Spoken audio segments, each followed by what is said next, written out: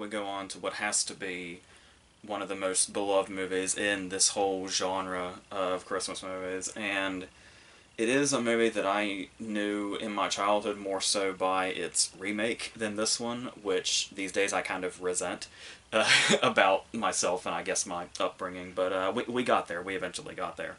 And this one really kind of shows off. Like, I think it has that particular reputation because it's really one of the best examples possible of what we talked about before, where it's when movies often, Christmas movies also often have to fall in that line of the whole true meaning of Christmas thing, and sometimes it can seem like it's like it wants to be, you know, this giant broad comedy or whatever, and do all this other stuff and talk about, you know, the whole idea of like presents and all that kind of stuff, the more material stuff, and then it's like, oh, by the way, this thing, and it always seems like the movie almost has to take a detour to get to that, and it usually kind of feels a bit insincere in a lot of movies, because this genre in general, it's much more likely to find a hollow movie than one as sincere as like the points that we get with this one. And the reason I talk about this is that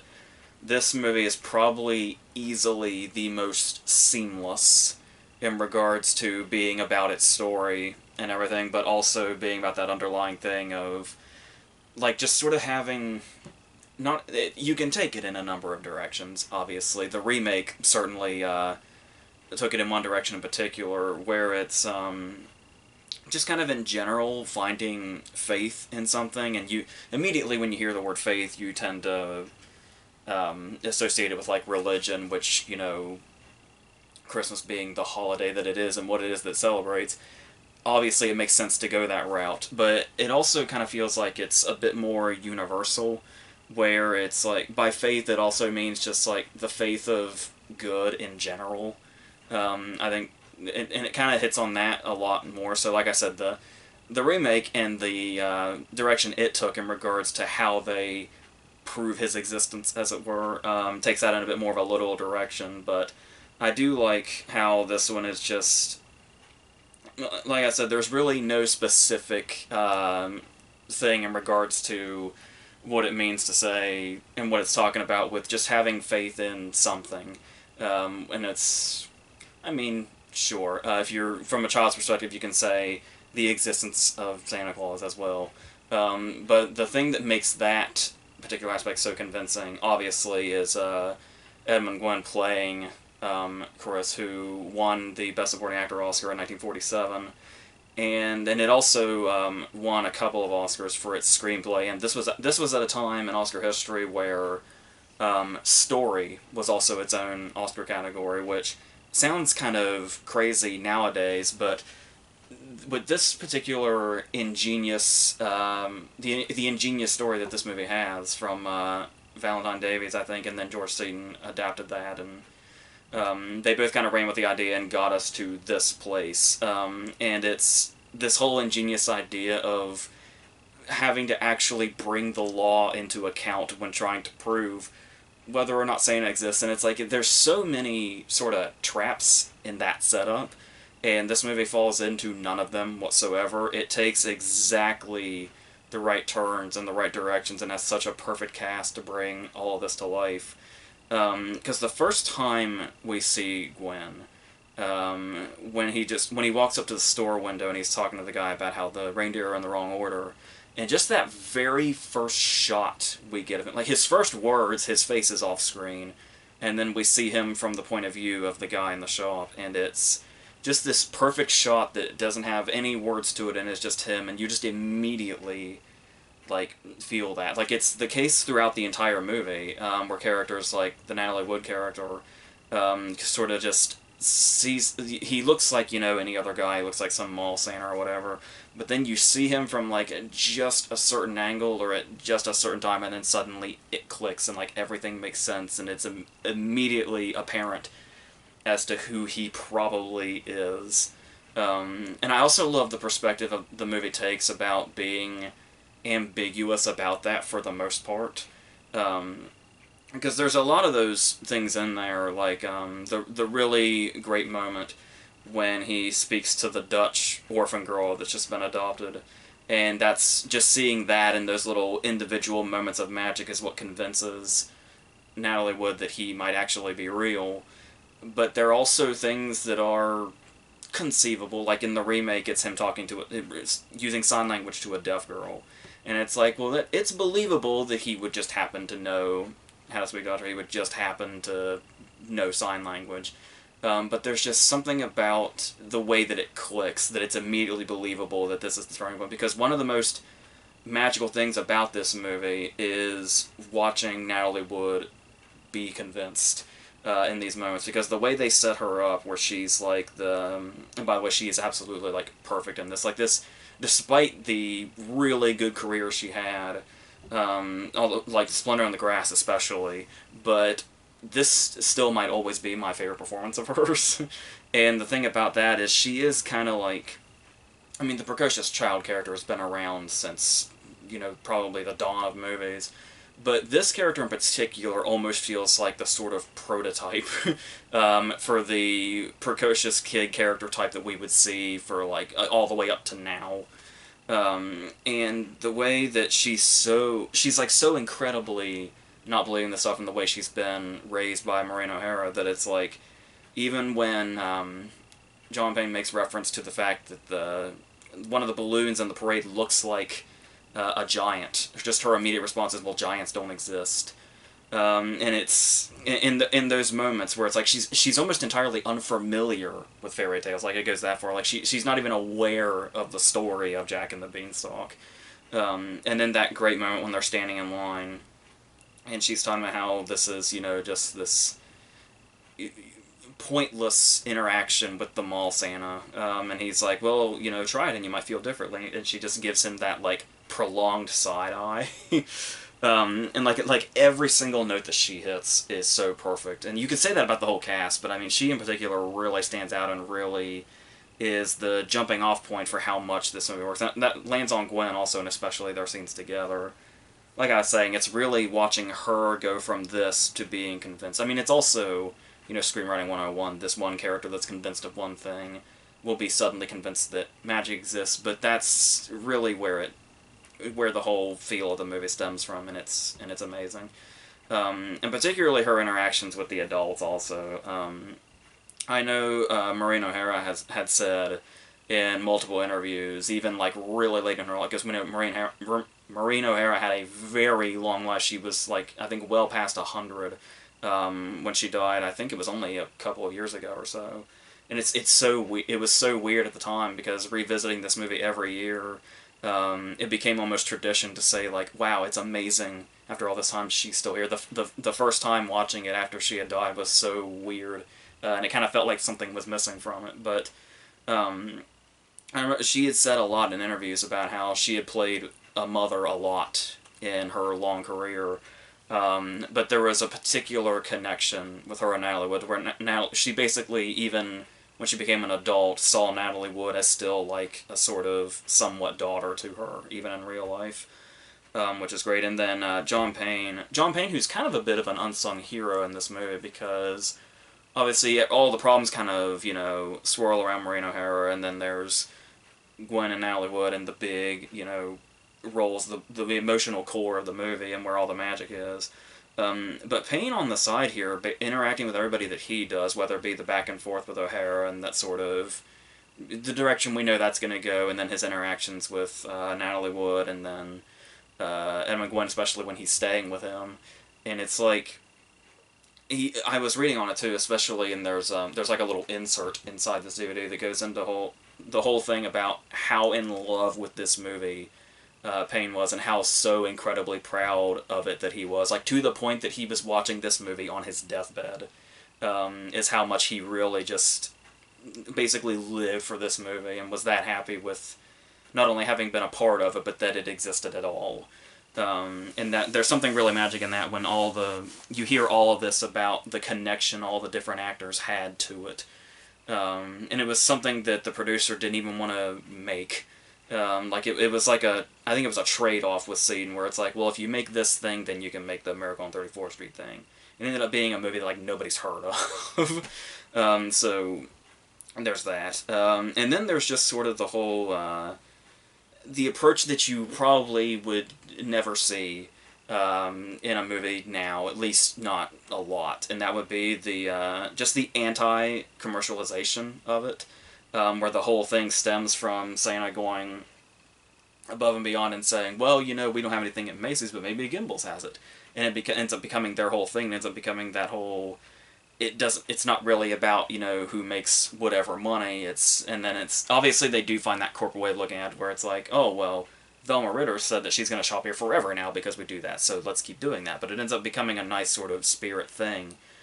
And you'll notice in the remake, Macy's refused to put their name on the movie. It's called Kohl's, C-O-L-E, Kohl's.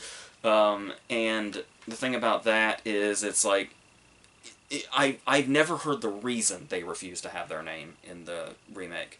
But I do feel like it would have to have something to do with how generous Macy's looks. And especially because apparently the way back then was they wanted them to just do the movie, and then Macy's would see it afterwards and then decide.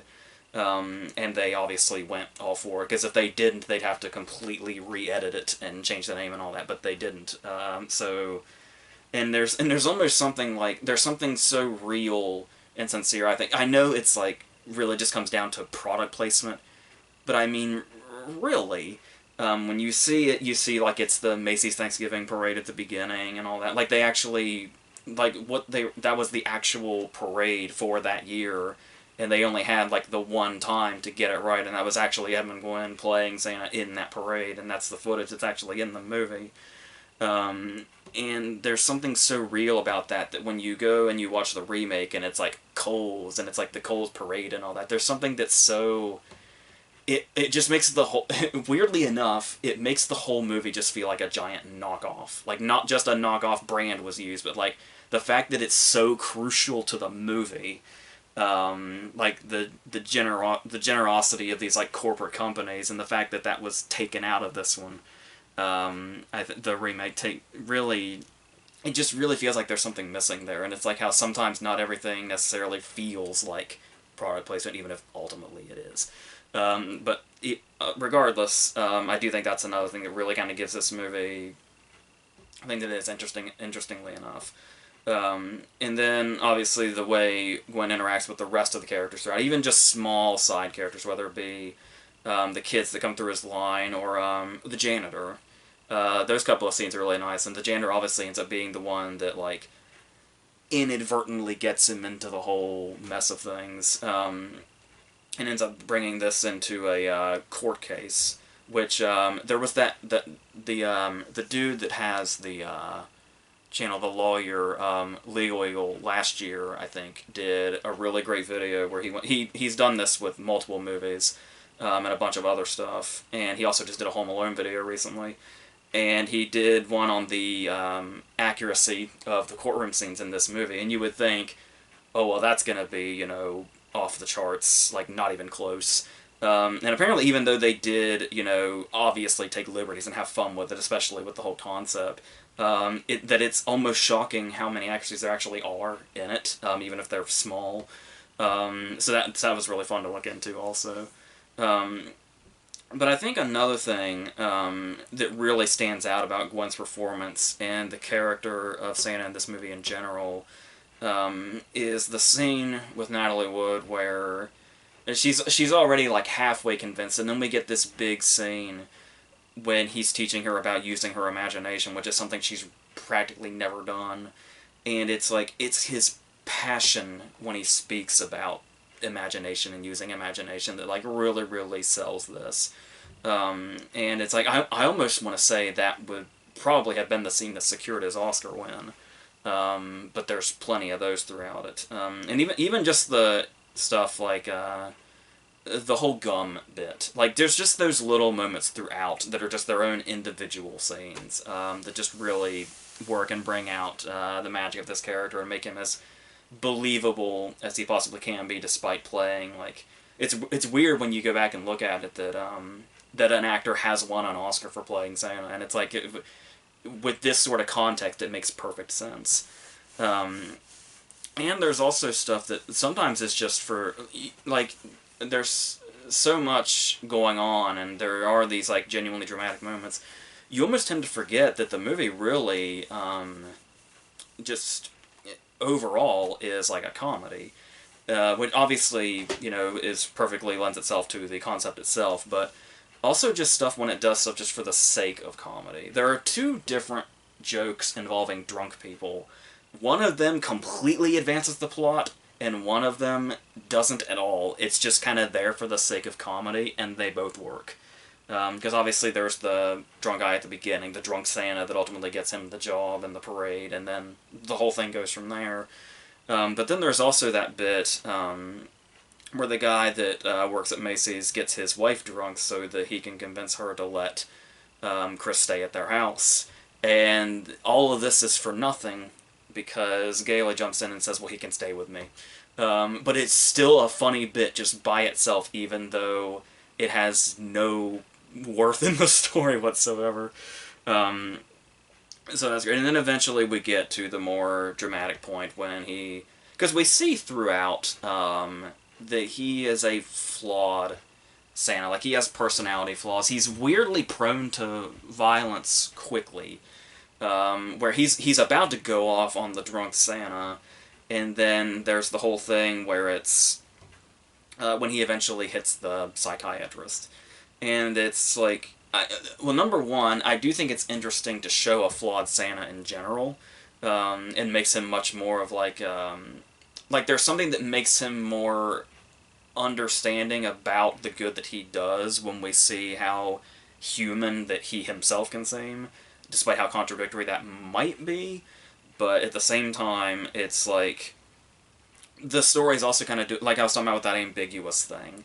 Where it's like it's just enough to bring like a little doubt and sort of ground the movie a little bit, which makes the moments that feel really like magic is happening all the more powerful when they do happen. When it's got a certain reality it's already set in before it does some of the bigger points of it. So, and we do see with the psychiatrist that it's like just hauling off and hitting him with the cane did seem like a last resort when he goes on his whole thing about how there's really no other way to deal with people like you and stuff like that. It still seems a bit drastic, especially for his character, but yeah, we do have to eventually get to this whole core thing, and I do love the different developments. This is where the genius of the story comes in, the different developments that come with that. Like, it could have been as simple as, oh, Santa goes to court, and it's all sad or whatever. But these different developments where everybody kind of has a different positive or negative like thing happening to them because of this. The bit with the judge's grandkids is especially great. The look on that girl's face is amazing. Like, the child actors in this are incredible. Like Tommy, who's brought up to be a witness against the prosecutor, is all that stuff is just great. And then there's the stuff like when Macy himself is on the stand, and it's like he's being questioned about, is this guy really Santa or not? And he the first thing he thinks about is the headlines, which immediately influence him. And they're able to play with that stuff without taking away from the sincerity that the movie has at its center. Where it's like, it doesn't really matter if he's Santa or not. What matters is what's going to happen to Macy's and our sales, and if people are going to turn on us or not. But it all works, because it all eventually comes down to the whole spirit thing. Where even the prosecutor just kind of gives in to, yeah, I told my kid there was a Santa. That goes against my whole thing, but alright. And then also some of the other turning points, like for Maureen O'Hara, there's a really great scene. A scene where she's not even on screen. When we see the letter that Natalie Wood is going to send to him, and she's talking about how that she believes in him, and that's a really great moment as it is when we see the letter. The wording of it is kind of funny and very, in its childlike way, but then to see her write, I believe you too, I believe in you too, is like a sort of PS for herself, is a really great and touching moment, and the movie is just full with that kind of stuff, and yeah, it manages to do what it does without getting too outlandish, which is really greatly appreciated. So, um, yeah, and it's so the well-deserving winner of 3 Oscars, on top of a genius story, on top of an amazing and classic performances. It all just comes together in this really great way, and it's really this sort of so it's very easy to see why it's one of the most beloved Christmas movies ever. And I guess I don't hate the remake by any means. I think Richard Attenborough is especially a perfect casting choice. But it did go off on some tangents that I just don't really care about, like taking the Elizabeth Perkins and Dylan McDermott story, where O'Hara and Payne in this feel very natural with the way they interact, but it never feels like it's taking a detour. In the remake goes entirely through a detour of turning their relationship basically into a Hallmark movie. And then you've got the guy there where instead of like the psychiatrist, they have another separate side character, and James Remar is also in there, working for the rival store, and it's like they're like adding villains into it, and you can see it's very studio-y. Uh, but like I was talking about, it was adapted by John Hughes, and I definitely say adapted because they actually put Seaton's name on the writing credit, despite him having been dead for like 15 years before this one came out. And it's what I was talking about with Home Alone, where Hughes has this perfect way of suiting both, a sincere heart and what studios want, which obviously are not always the same thing. But this one is obviously the one that everybody goes back to and stands the test of time and has that place in everyone's heart, especially this time of year. So I think I'm going to leave that at that. And so the next thing I do will either, I'm not sure which order, there's 2 of these, I'm not sure which order they're going to be in, but there's a big giant review video for Friday coming, and yes, obviously a few more of these leading into Christmas Day. So yeah, until all that stuff, I think that's it for this.